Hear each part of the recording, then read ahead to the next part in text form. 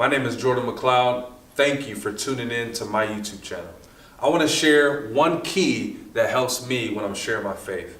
So many times people don't want to engage with Christians because they're not genuine. They don't care. They're not trying to engage the person because they actually love them. They're not engaging them to listen. They're just trying to hurry up and rush, shut your mouth, seal the deal, see you later. And so many times we have to walk in a spirit of gentleness, which the Word of God is calling us to, and not compromising truth, but also walking in truth and grace when we do that and speaking the truth in love to people.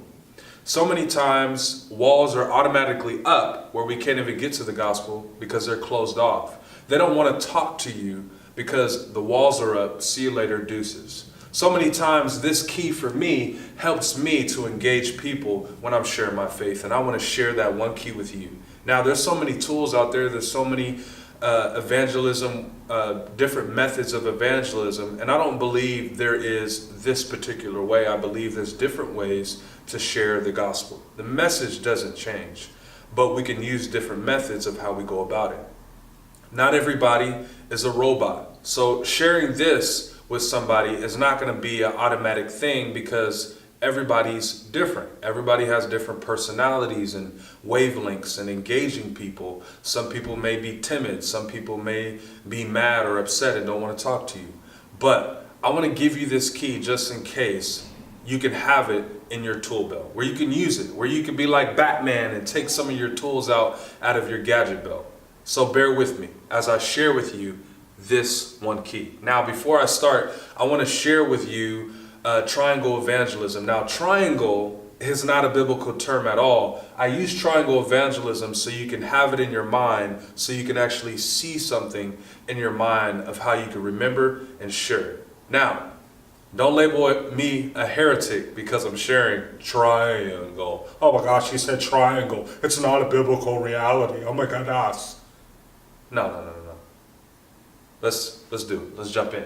So, the person's story. For me, I usually like to listen to the person sharing the story. So I ask them, what is your story? Where do you come from? You know, where are you from? What are you about? What have you gone through? But this particular time I was talking to a coworker, they actually opened up with me. And as they began to open up towards me, I literally seen walls that were up begin to fall down. And she began to sense that I was genuine and interested in her and her conversation and her story. As these walls went down, she wanted to talk some more.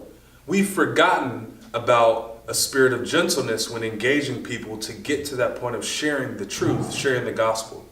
What's so powerful is I just listened to her story and got to my story.